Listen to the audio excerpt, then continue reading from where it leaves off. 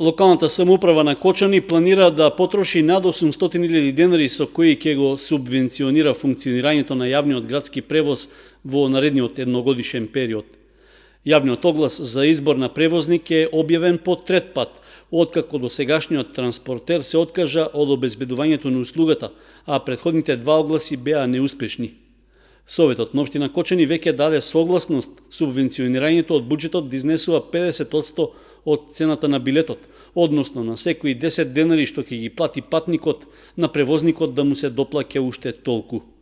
На последната седница на Советот, градоначалникот Илиев истакна и функционирањето на градскиот превоз било условувано со бесплатниот превоз на учениците, поради што биле правени известни обструкции и уцени.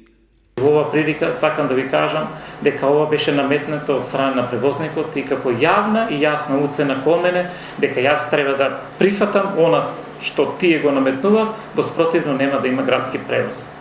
Не, почитувани советници, субвенциониран градски превоз ќе има.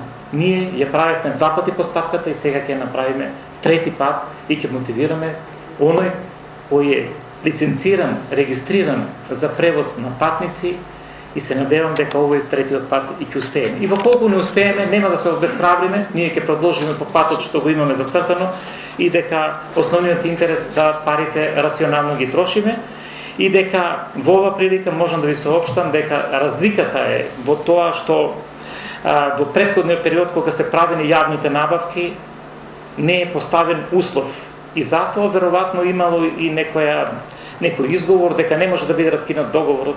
Со јавниот повик за избор на нов транспортер што трае до 20 септември, определено е дека јавниот градски превоз ќе се одвива на линиите од селото Оризари преку населбите Усова, Чешми и Бавчалук, спојот на улицата Бел Камен со Страшоер Бабче до Лесна индустрија и обратно.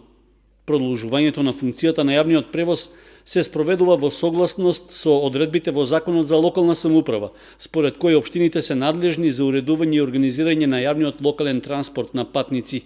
Законска обврска за организирање јавен превоз имаат општините со повеќе од 100.000 жители, но општина Кочани од пред 5 години само иницијативно го започна давањето на оваа услуга.